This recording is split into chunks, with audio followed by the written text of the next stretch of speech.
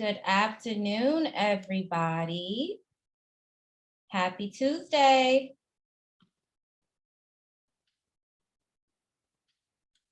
I'm gonna wait till some people join.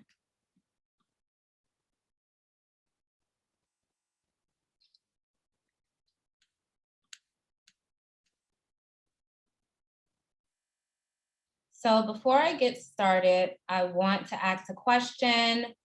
What do you guys do in the music industry currently, or what are you interested in? I would love to know your answers. So please drop your answers in the chat so I can see what you do or what you're interested in learning today.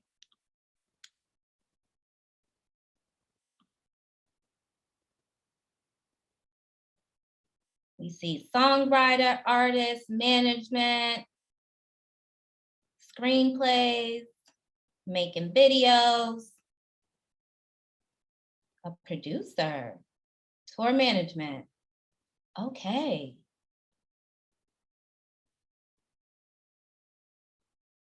Music for a film, entertainment attorney. Oh, look at all the attorneys on here. I love to see it. Oh, we don't want you to do everything yourself. Let the lawyers do the lawyering and the artists do the artist. So you're gonna learn today. I'm gonna give you some tips today about the music industry. I love it. So I'm gonna start. Let me start the presentation.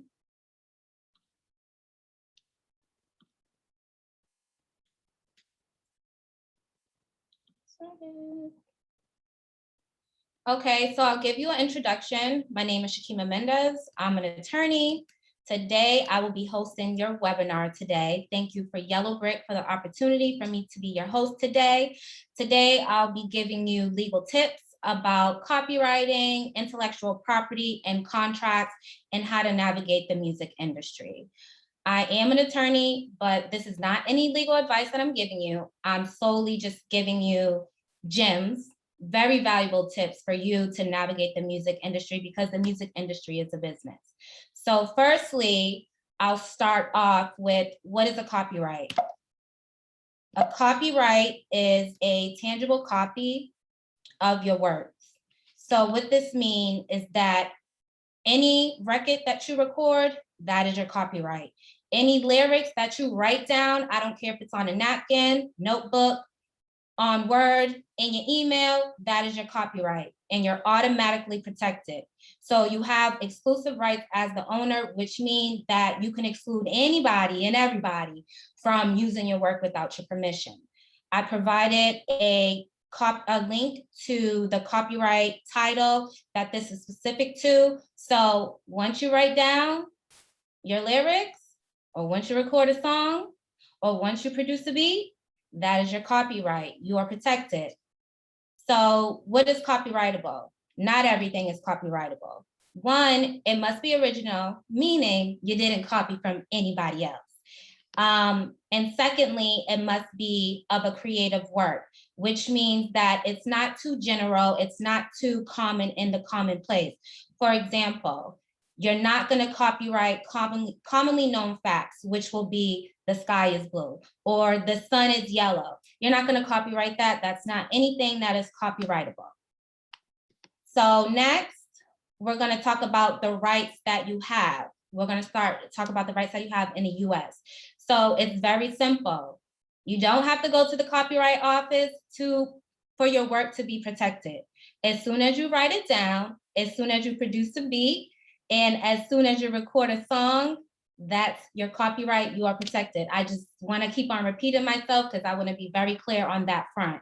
So in the US, you have the exclusive rights to reproduce, distribute, perform, display the work publicly, and make derivative works. If anyone uses your work without your permission, this is a violation, which is called an infringement or copyright infringement, and which I will talk about later down in the line. That's the juicy stuff. So where's your copyright protected? It's protected worldwide. You don't have to file in each country. Can you register your copyright? Absolutely. You can visit the US Copyright Office. Will you retain rights without registering at the Copyright Office? Absolutely. How long are you protected? So since you're the copyright owner, you're protected for 90 years or your lifetime plus 70 years. That's a long time. Your copyright might outlive you. Is your copyright protected outside of the US? Yes, it is. And what happens once the copyright expires? It becomes public domain and everyone can use it freely.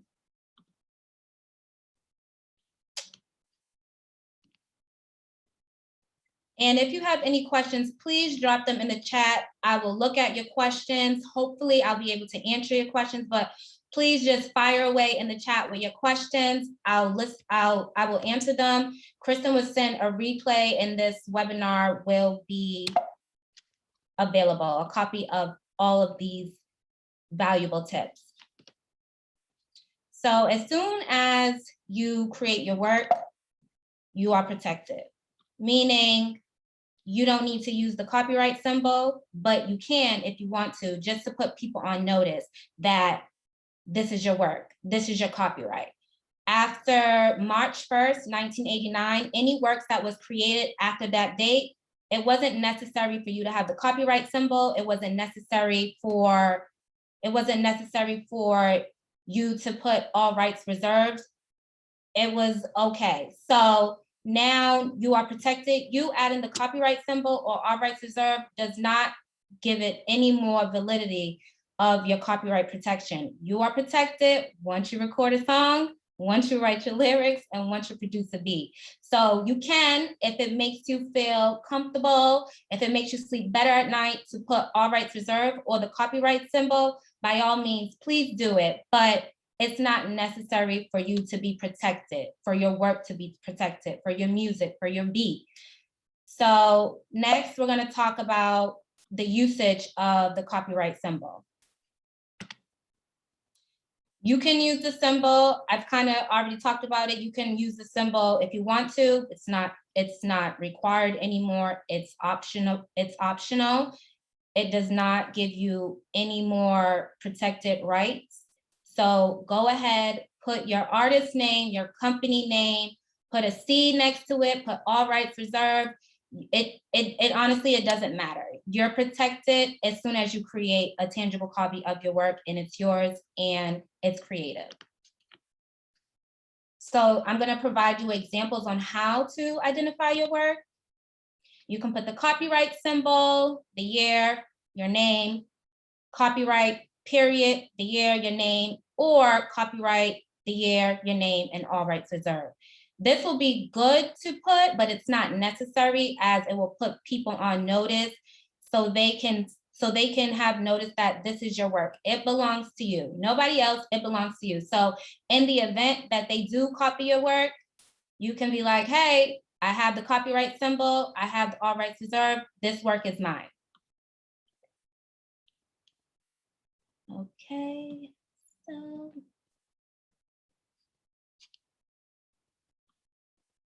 let's see. How many copyrights to a song? So there are copyrights to a song. There's actually two. You have the composition, which is the lyrics and the melody, and you also have the sound recording, which is whatever is playing on the speakers, with whatever we actually hear. So the composition copyright, that belongs to the songwriter, and the sound recording copyright, that belongs to the person or the group who records the song. So if you didn't know, today you know there are two copyrights to a song. Here's just a little chart that I pulled up on the internet just to show you kind of like a pathway. Bob Dylan song, this is the song. It created two copyrights, which is the sound recording that I spoke about and the composition. The sound recording is the lyrics and the composition is the melody and the lyrics, and the sound recording is what you actually hear. Once you have those two copyrights, it breaks down into rights, which is the synchronization rights, which is used in licensed film and TV. Then you have reproduction rights when it's sold or streamed. And then you have performance rights, which is played in public. With the composition, you have synchronization rights, again, when it's played in a film, and mechanical rights when it's sold or streamed, or performance rights when it's played on the radio. So now you know that you are protected whether you register your work with the Copyright Office or whether you use the copyright symbol or the all rights reserved. You are protected, it's your work, it's your copyright. So next, we're gonna talk about the exceptions to your exclusive rights. As you see in the chart, you do have exclusive rights. You can exclude anybody and anyone from using your work without your permission. Anyone. And this starts to create a monopoly. So there are some situations and limitations on your exclusive rights, which means that people can use your work without your permission. Firstly, I'm going to talk about fair use. With the fair use, according to the copyright law, anyone can use your unlicensed copyrighted work without your permission. All they have to do is pay a fee, pay a statutory rate that is licensed by the Copyright Office. Types of uses of fair use is criticism, comment, news reporting, teaching, scholarship, and research. With the court, they consider 4 factors when determining fair use. Firstly, the purpose and character of the use, including whether the use is of a commercial nature or is for nonprofit educational purposes. So here with this factor, the court will usually permit any fair use of your unlicensed copyrighted work that is non-commercial nature and is for a nonprofit educational purpose. Now with the court, it's a case-by-case basis. So this doesn't give a guarantee just because it is for a non-commercial or nonprofit educational purpose that this is gonna be considered fair use. So it's a case-by-case basis. Secondly, the court will look at the nature of the copyrighted work. So the court will look at the use of the work to determine if it equates to the purpose of the copyright owner. So the unlicensed use of the copyright protected work must match with the purpose of the original copyright owner.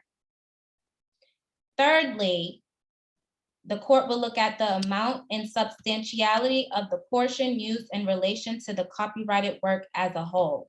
So here the court will look at the quality and quantity of the unlicensed use of the copyrighted protected work by that individual. Lastly, the court will look at the effect of the use upon the potential market for or value of the copyrighted work.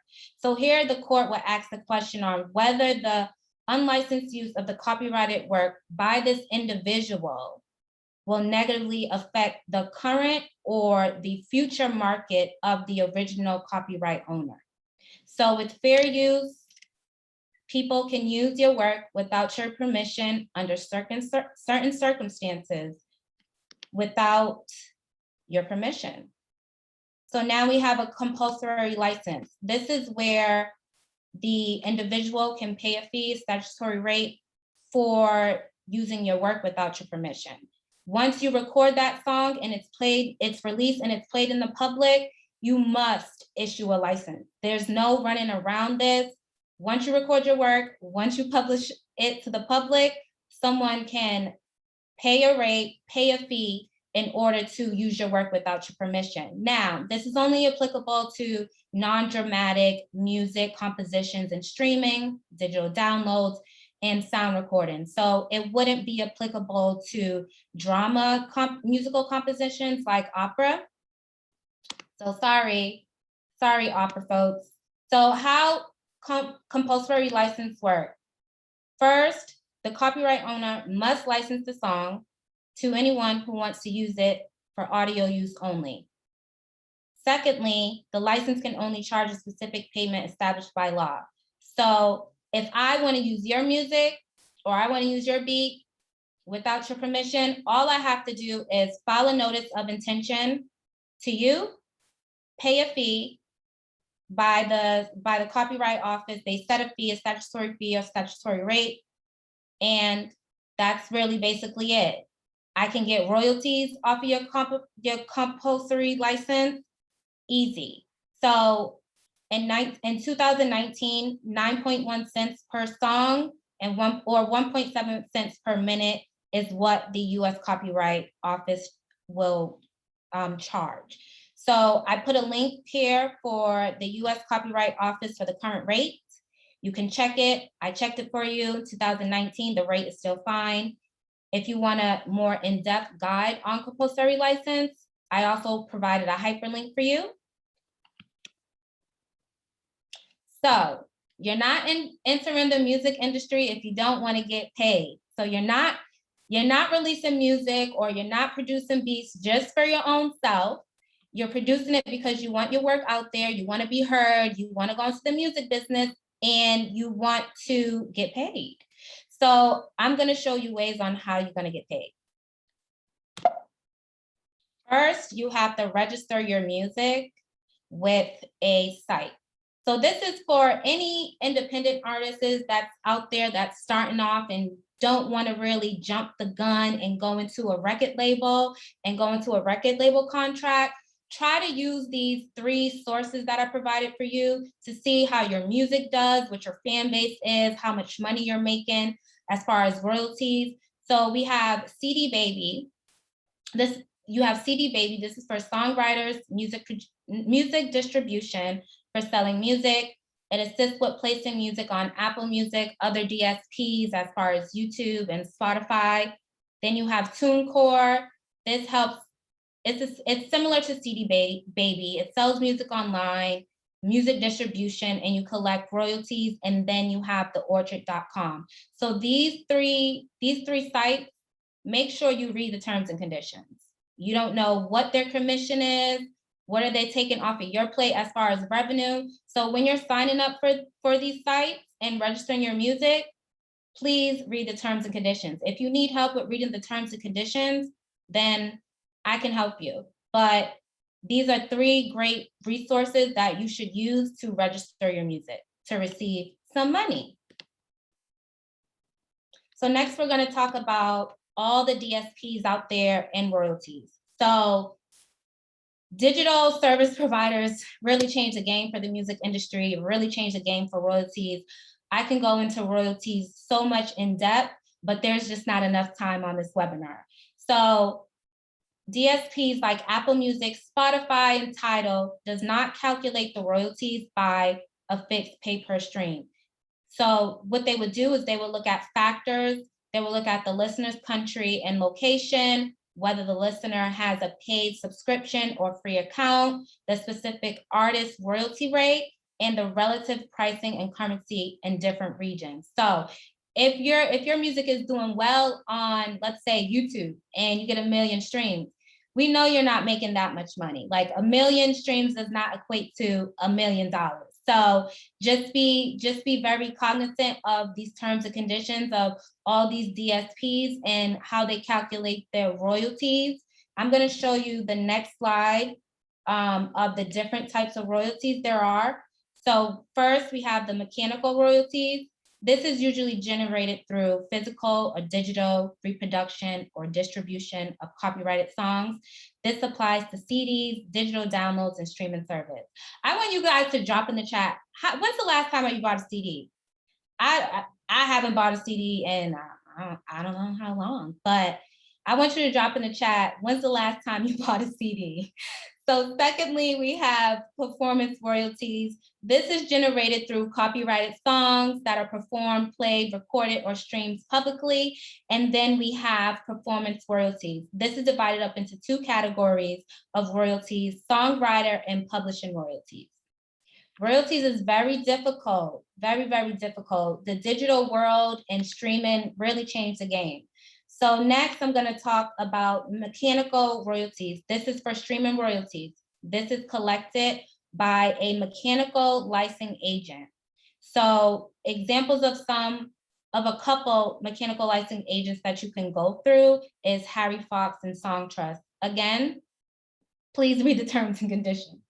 You need to know what you're signing up for. You know, I feel like we tend to, you know, when we open up a bank account and it says, please accept all these terms and conditions, or we're signing up for Apple or Netflix and we're just checking the box and, okay, I accept all the terms and conditions. We don't even know what they're asking of us. So with this, when it comes to your money, please read the fine print and please read the terms and conditions. Self-education is a big thing. And if you can't understand the legal jargon, reach out to me. I got you. So next, I'm just going to give you a side-by-side play of the streaming royalties of the music sites that I told you guys to register your music at. So CD Baby charges a percentage of the money from the downloads. They get a little piece of the pie.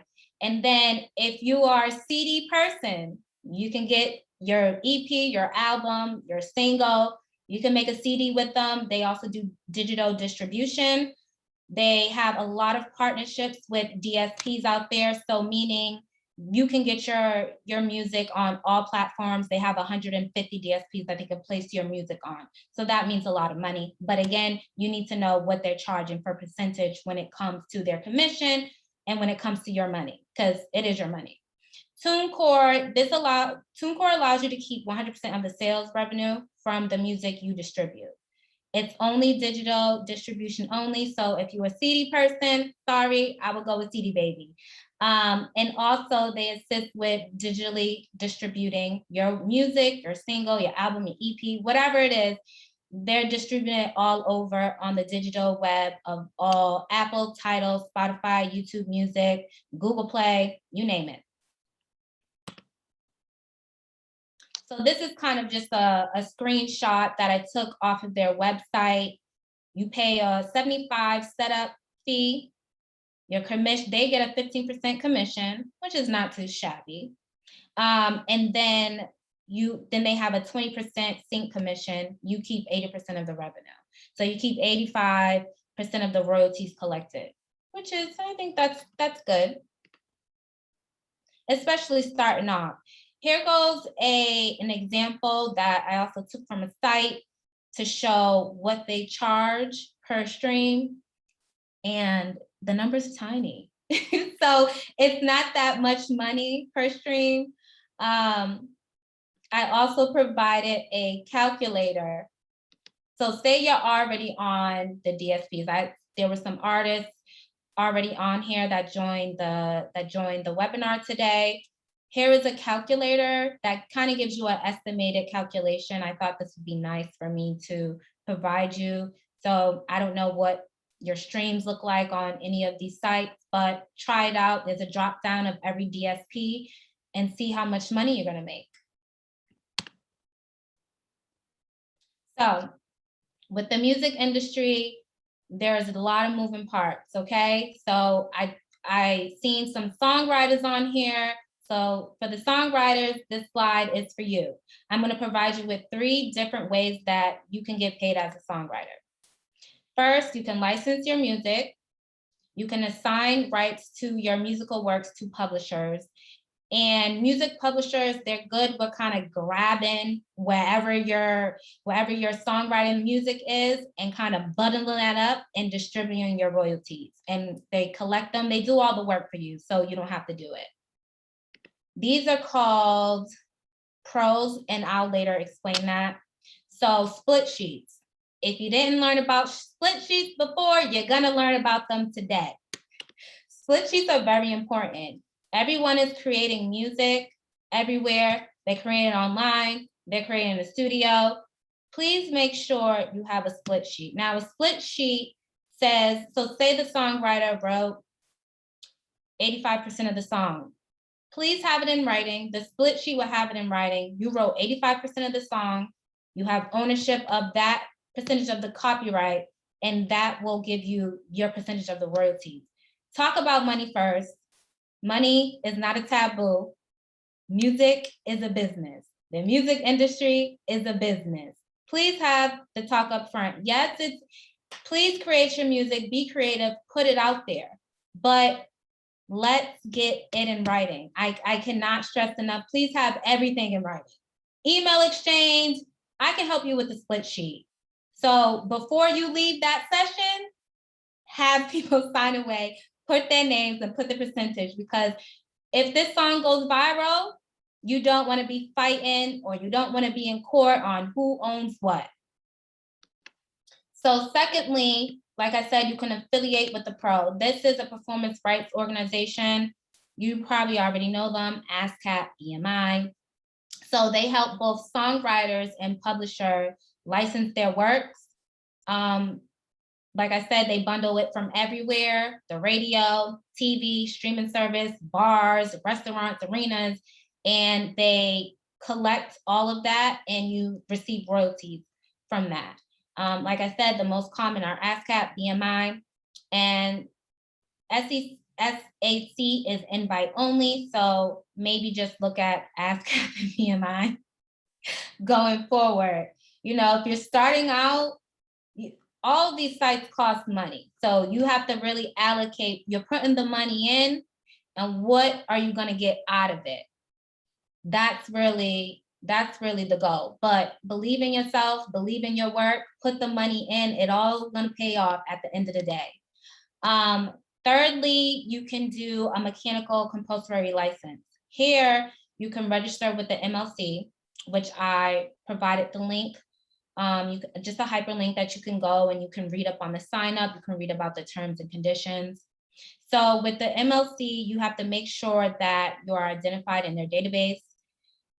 You match the songs to recordings being streamed and downloaded.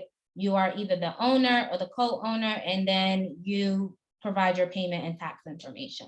So definitely visit the MLC.com for more information, more in depth. But as a songwriter, you can affiliate with the pro to do all the work for you. You definitely sign a split sheet. That's like for free. Make sure you have a split sheet in place. And then thirdly, you can do a mechanical compulsory license. So for all my producers, my mixers and engineers, I'm gonna tell you how you are going to get paid. Okay, so with a producer, mixer, and engineer, you can obtain royalties by a sound recording compulsory license. So there is this letter of direction. So basically the letter of direction authorizes a administrative or music publisher to act on your behalf to collect royalties and to help you with your sound recording compulsory license. So the featured artist directs Sound Exchange. I also provided a link below for you to go to Sound Exchange to learn more about their facts if you're a producer, mixer, or engineer. To pay a portion of their royalties to the producer, mixer, or engineer via a letter of direction. So featured artist does not mean, I'm sorry, but we love you, background singers, drummers, anyone that's kind of helping you, they don't count. They don't get any royalties. 2, for sound recordings fixed before November 1st, 1995, it's both the qualified contributor and Sound Exchange attempt to obtain a letter of direction through a formal process, and the featured artist does not make an further objection. So please visit the site Sound Exchange for more information. I see all the chats and the questions. I promise I'm going to go through them, and at the end, I definitely will answer your questions. Or you can have a music producer agreement in place. So say you co-produce a song with someone. It's not clear who's entitled to what. Like I said, in this world with TikTok, Instagram, Reels, all social media, it takes one moment for you to to go viral. You do not want to be arguing about money down the line. Please have it in writing. Please have everything in writing when it comes to music and your contribution, because it's definitely going to affect you in the long run when it comes to money, when it comes to copyright, and that is very important. Make sure you take care of business first before you are creating. That is a tip. It's not a legal tip, but it's a tip. So, you know, maybe it's a situation where you think you own the recording, but the music producer considers they should get a share of the masters because they agreed to record your song. A music producer agreement will alleviate all the legal stress that you probably have in your mind right now. So signing the agreement will it will tell you who owns the composition and sound recording copyrights. It also will tell you about how the music producer should be compensated. This is very important. Or you can do a work for hire agreement. So this is a scenario where other musicians, the drummers, the saxophoners, they're playing on your recording.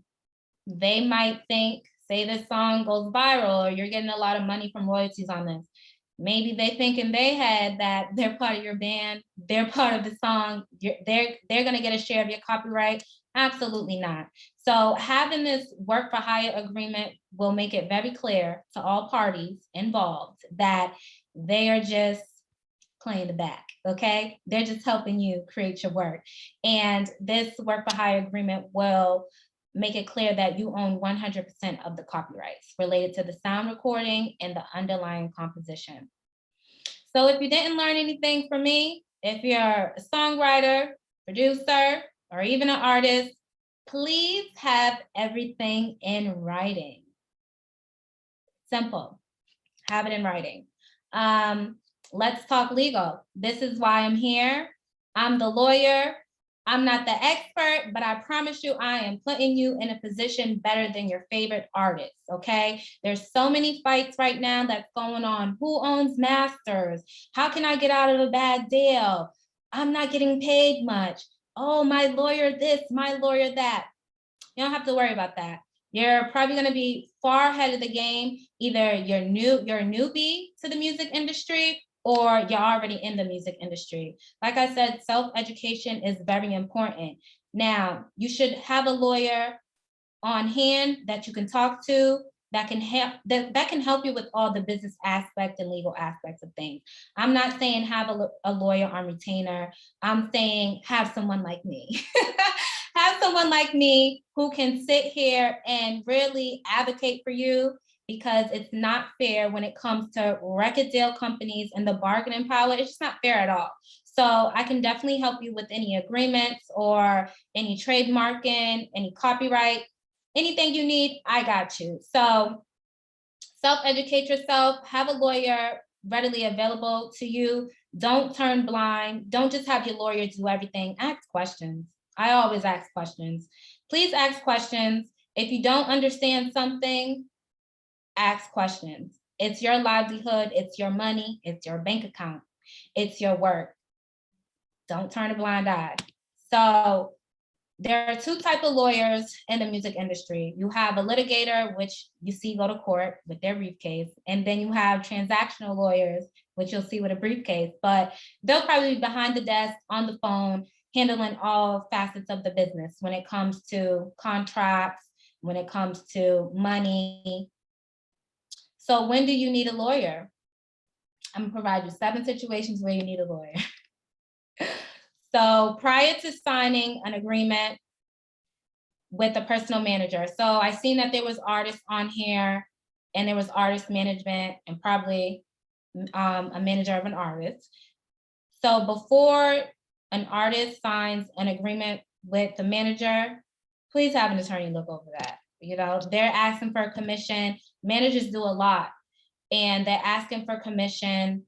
So you don't know what the term of the contract is. You don't know how long you're gonna be locked in. What if you don't like this manager? So before you enter into a contractual obligation with your manager, have an attorney look at it. It can be a one-off. This attorney, like I said, does not have to be on a retainer. It can just be a one-off. They can help you with this contract. If you're looking to go into the recording deal side, Atlantic, please have a lawyer with you. And this is very important. Have a lawyer that will protect your interests, okay? That's very important. There are some lawyers that are working for the label and working for the artist. The artist doesn't know that, you know, there's 2 conflict of interest there. Who has more money? The record label. So the lawyer is going to be more on the record label side than the artist side. I'm sorry, but that's just very clear cut. They're not going to advocate for you. And then, you know, there's a conflict of interest when it comes to artists and when it comes from the lawyer working with the record company. So usually an artist will clear that conflict of interest, and then, but there is still the conflict of interest. An attorney shouldn't want to be the lawyer for the artist and the label, but I get it. Sometimes it's all about the money. Before you sign a licensing deal, This will be a contract. Make sure you have a lawyer review it. If this is a copy infringement case, I will talk about this later in detail. When you want on a bad deal, let me tell you something. A lawyer will find a comma, a word, a sentence that will get you on a bad deal. We're very strict, okay? So if you want to get out of a bad deal, please hire an attorney. When you want to register a trademark, please don't try to do it by yourself. As an artist, stay in your lane, let the lawyer stay in their lane and do the lawyering. You shouldn't even worry about all these legal documents because you're not going to understand the legal jargon. You're not going to understand the clauses that are in these contracts or in the process of trademarks. Sometimes it's back and forth. You're not going to know what class to register your trademark. Let the attorney do it. You're not going to ask me to sing. You're not going to ask me to go into the booth and sing because I can't sing. I'm sorry, but stay in your lane as an artist and let the lawyers stay in their lane and help you out. It doesn't cost that much money. Find an affordable lawyer and you'll be trademarked. It takes time sometimes it's quick, sometimes, but you should be worried about creating more than the legal aspects. Be aware of the legal aspects, but just hire an attorney for that. If it's in a publishing deal, please have an attorney. So anything that requires money, things that you don't understand, don't just sign your life away, especially with a record deal contract. Don't sign your life away.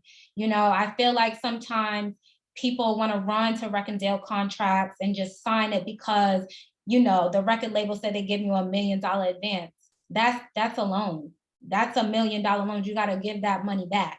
So I would love to talk about record deal record deal contracts. Maybe Yellowbrick will have a record deal contract series. It's a whole webinar within itself, but I'm not going to go too much in details about that.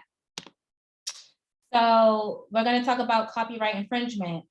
Somebody used your work without your permission. What can you do? I'm going to give you 4 things that doesn't cost too much money for you to do if there is a copyright infringement. So whether you put the copyright symbol or whether you put the all rights reserved after your name, after your work, you're still protected for 95 years or your lifetime plus 70 years. Let's be very clear. You do not need to register with the Copyright Office. However, if this does happen, copyright infringement, it's very important that you do register your work with the Copyright Office. Now, if you are a beginning songwriter, I wouldn't run to the Copyright Office. I will just wait until somebody bites. Okay, if it's a situation where somebody bites and use your work without your permission and you use these tactics that I'm gonna explain in a little bit, and they either were non-responsive or they didn't want to give you your credit. So you can file an authorship for a work dispute claim. So this is a disagreement over the authorship of the musical work. So in order to resolve the dispute, you have to prove that your work is original and you are in fact the original creator, meaning you didn't copy it from anybody else. 2, be sure to have the timestamps of original files to show when the work was first created. Now this gets a little tricky because we live in a digital era, we live in Photoshop, anybody can change the timestamps and things like that. So either print it out, I would say, just to have a copy of your work. So even if somebody alters the timestamps or anything like that, you'll be like, here you go. This is a tangible copy for you to see that this was the actual date. And 3, sign a split sheet. Talked about that. Then we're going to talk about your legal recourse when it comes to copyright infringement. So you can sue the individual for copyright infringement. That's going to cost money. It's going to be a lot of time. You know, these cases are dragged out in court. So before you can even sue, you have to make sure that your work is registered with the Copyright Office. So this is where I say it's kind of like, you know, you don't have to copyright it or run to the Copyright Office to be protected. However, if this copyright infringement happens, you like me to run to the copyright office and register your work. As I said previously, file an authorship for a work dispute claim, or we can be cordial and we can contact the innocent infringer and say, hey, this is my work. Can you credit me for this? And if they're evasive, non-responsive, then we can go to number 4 and we can send them a cease and desist letter, okay? And this cease and desist letter will make it very clear. It'll be in writing, like, hey, this is my copyright. I'm the creator. If you do not take this down, then I'm taking you to court. Usually you give them 14 days to respond to your cease and desist letter, and I can help you with that as well. So register your copyright with the Copyright Office. This will be good to copyright infringement cases. This will be good for additional legal protection when it comes to legal disputes. If you register with the Copyright Office, you're able to sue for any copyright infringement that occurred within 3 years before filing the suit. So you can only file the suit for copyright damages within 3 years after infringement occurred. So you can register your copyright as the hyperlink as I provided for you if you want additional protection legally and to solve legal disputes. But you are protected, and I gave you 4 different ways that doesn't cost money that you can reach out to the innocent infringer. You can file a cease and desist. You could do 4 different things before we even get to court, and before you're spending so much money and then you feel like it's not worth it and everything is getting dragged out. So advantages of why you should register with the Copyright Office. So you can collect compulsory license royalties. This is the license that I talked about that discussed that people can pay the U.S. Copyright Office for a fee and file a notice of intention to use your work without your permission. They're receiving royalties. You want to receive royalties too. Failure to register within 5 years after the first publication of work, you lose legal presumption that everything in the registration is valid. So usually the burden will be on the other party, the innocent infringer, to say this is their work. So if you do not file within 5 years, you will have the burden of proof to prove that you actually are the creator, this actually is your work. And that shouldn't be the case. If you don't register with the copyright, you cannot recover attorney fees nor statutory damages. You can file a copyright infringement action to recover damages or to stop someone from using your song until you're registered. With this recent case in 2018, you actually have to have the registration in your hands before you file suit. So this is why these are some advantages that would be down the line if it gets really messy on why you should register with the Copyright Office. Will you win your case? I mean, it really depends. Like I said, the court is on a case-by-case basis, but they do look at certain factors to determine if you will win your case. So they'll look at the striking similarity. So what this means is, like, there's 2 songs so similar that someone copied your work. Then you have substantial similarity. That's like a lower threshold of striking similarity. And then you have the infringer had access to your work. So just because you load a song on YouTube or just because you load it on the internet, that's not how the court will assess the access test. So they will do an access test that says, did your song make top 50 on a credible record chart? That's what access is considered to the court. They'll also ask whether your work is protected by copyright, meaning you're the original owner, you didn't copyright from anyone else, you didn't copy from anyone else, and it's of created work. It's not too general, it's not too much in the commonplace. So sharing music. Please share your music. Right? This is why you went into the music business. Share your music. The students that are signed up with the certificate program, Share your music. If your professor is asking you to share your music for an assignment, please share it. You're protected. It's a tangible copy. It's your work. You have different legal recourses that you can take if someone is using your work without your permission, okay? So you're not gonna create music just to keep it to yourself, right? So share your music. Don't let that hold you back. You can go viral in a second. You know, you can get a record deal in a second. So don't let that hold you back from sharing your music. You're copyrighted, protected. Don't worry about it. Do your thing and share your music with the world. So how to protect a song or beat? I mean, you can file with the Copyright Office, but like I said, once that beat is done and once that song is recorded, you're protected. It's a tangible copy of your work as long as it's your work and as long as it's creative. It's yours, you're protected. So you sign up for SoundCloud, someone using your music, they're not crediting you for your music. What you can do is you can either file your work with the Copyright Office to avoid this, or you can, or if an individual uses your music on SoundCloud without your permission, you can do a Creative Commons license. So a Creative Commons license is a license that provides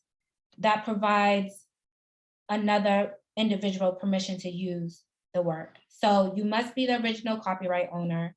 I also provided a link for you to learn more about a Creative Commons license. So there's also, if somebody uses your work without permission on SoundCloud, I provided a link with instructions for you to file a claim. So you do have some recourse you can on SoundCloud. So don't be scared to, there's so many artists that have been found on SoundCloud. So don't be scared to share your music on those types of platforms. They have recourse. You just gotta read the terms and conditions, or you have to go to the general facts. And I will also, for SoundCloud, I would need you to read the terms and conditions to make sure, you feel comfortable with sharing your music on that platform. And we have Mixcloud. They also have terms and conditions that you can read in section 10, where it tells you how to file a claim for copyright infringement. I also provided a link down here that you can go to. And if this ever happened to you on Mixcloud and you didn't know where to go, here's the section 10 of the terms of use that you can go to figure out your copyright infringement claim. So we're going to talk about intellectual property. We're getting near to the end of this presentation. I don't know if I flew through this or I mean, this slide was 47, this presentation was 47 slides.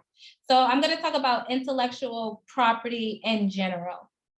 Okay, so intellectual property is anything that you created, your beat, your music, your brand, your company name, your idea, your invention. That's intellectual property, and make sure that you protect it. We already talked about one category of it, which is copyright.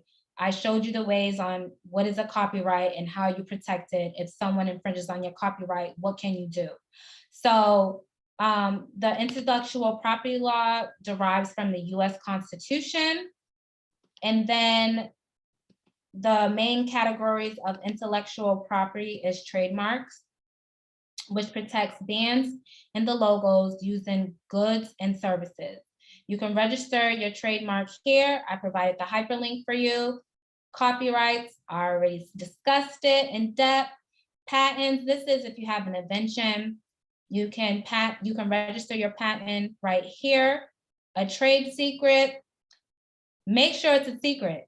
Okay, so once you blurt that out to someone, it's no longer a secret. So you have to make sure it says that this is actually a trade secret. You don't communicate with anybody else. Just make sure you take all reasonable steps to make sure that this is a trade secret. So the intellectual property chart. So this is just for your reference. I did this for the copyright. It just tells you all your rights, how long you're protected, your protection as far as trade secret, patent, trademark. So this is just you for your reference to have. And Kristen will share this deck with you after the webinar is over. I'll talk about trademarks a little bit because I've seen some questions about trademark. So in the US, you have the exclusive right to use to identify source of products. If somebody violates, it's called an infringement. You are protected where used and where you register your trademark. Obviously, registration is available. You do have rights without trademarking and running to get your artist name, your brand trademark. You still have rights. Your protection lasts as long as it's used in commerce, and you are not protected out of the US. You have to file in each country.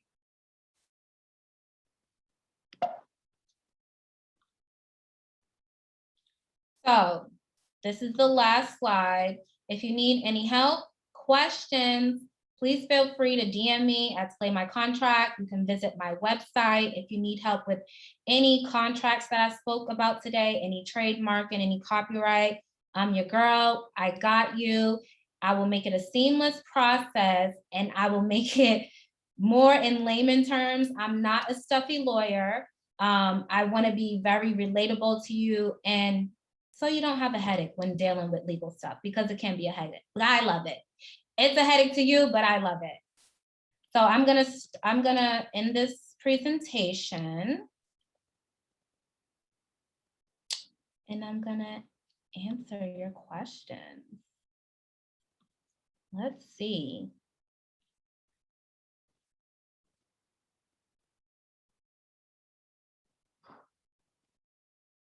What are my rates? You can go to slaymycontract.com for my rates.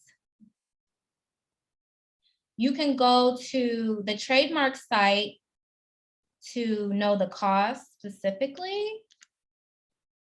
Let's see. Thank you, Jose.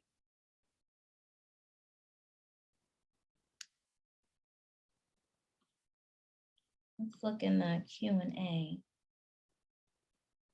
Do you need to put your first and last name? Will this be for the copyright? Yes. Or your artist name. When is the right time for an artist or independent songwriter to approach an attorney? For contracts, for legal advice? You will want to do it right. You don't want to look at a lawyer as a taboo, you know. I know the lawyer community could be like taboo and stuffy and pricey, but if you're definitely an independent artist, I provide you with a lot of resources today. So as far as making money, but as far as contracts, I can help you with that.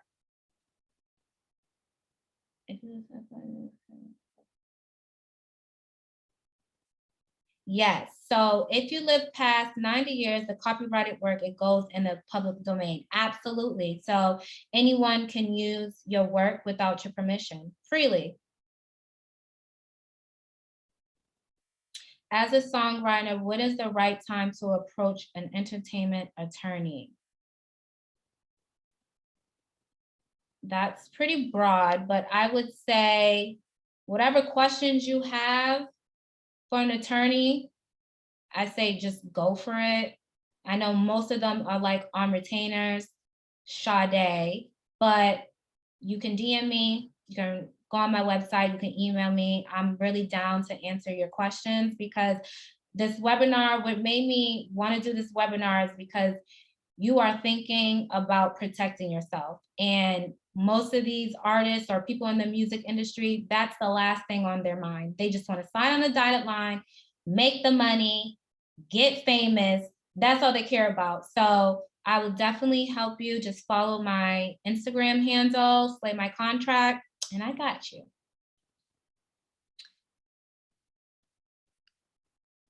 Do you need to copyright your logo and branding, or is that a trademark thing? That's a trademark thing, Courtney.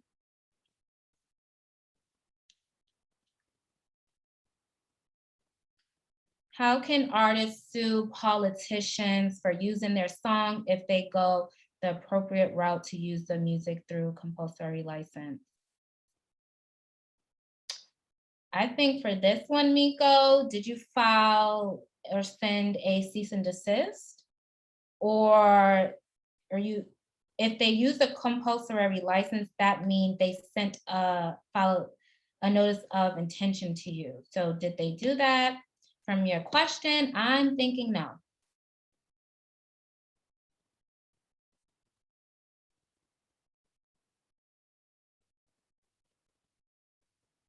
What is the average cost of the CMO and publishers charging for collecting your royalties?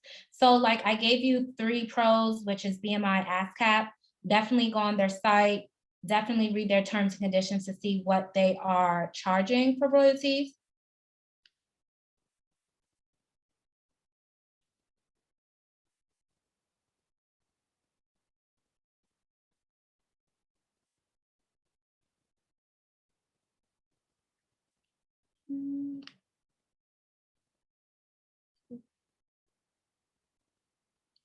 Let's see. I'm gonna answer 2 more questions.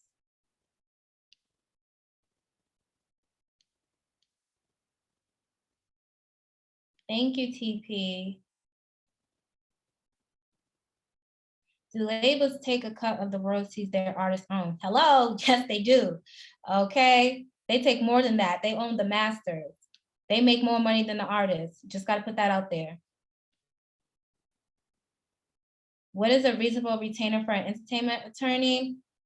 I don't know. You would just have to search and within your, wherever you live, and compare the prices. You know, when I shop, I go on Amazon, Walmart, and Target. They all sell the same product, and I go with the less one. So that's what you have to do when it comes to finding an entertainment lawyer.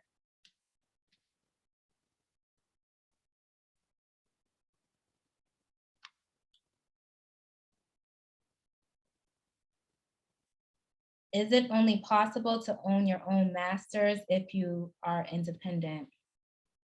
No, you just need a shock of a lawyer. You need to be very educated.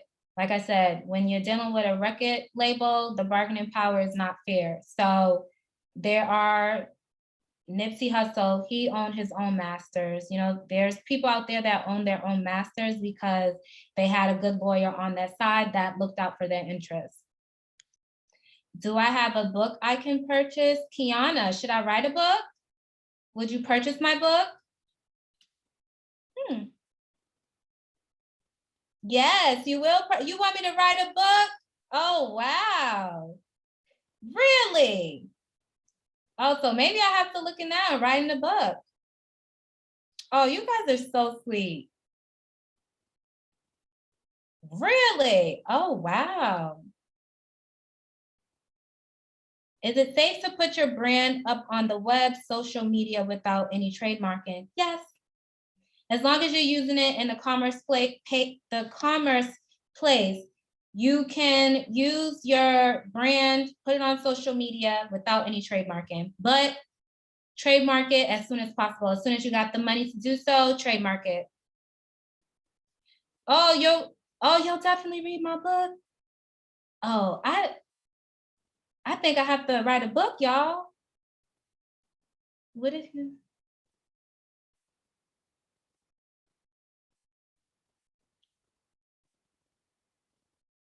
What's a good way to bring up the money talk? I don't care how uncomfortable you are, please bring it up ASAP, okay? That's all I'm gonna say. Don't play with your money.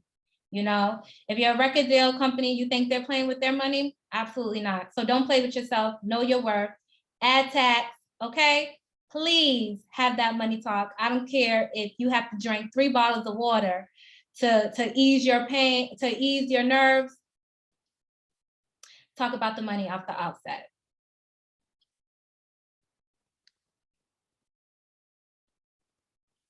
Thank you, Shannon. So any other questions? It's 5 o'clock. I'm running out of time. I'm sorry, guys. Hopefully I can do another webinar to assist you. But like I said, please follow my Instagram at slaymycontract. You can email me, Shakima Mendez at slaymycontract.com, or you can visit my website, www.slaymycontract.com.